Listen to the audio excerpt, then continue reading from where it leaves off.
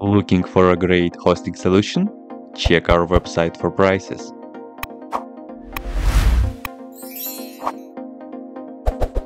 First, what you need to do is to update the server packages. You can do this by the following command.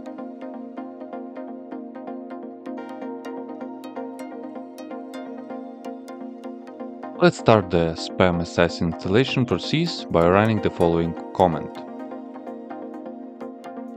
Now we need to configure SpamAssassin to make it workable with the mail client. There are two configuration files that we need to configure. Run the next command to configure the first file. Set next parameters.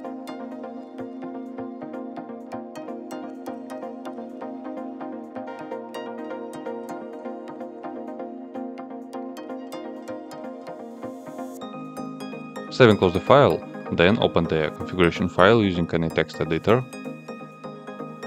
Now remove the comment from the following option and save the configuration file.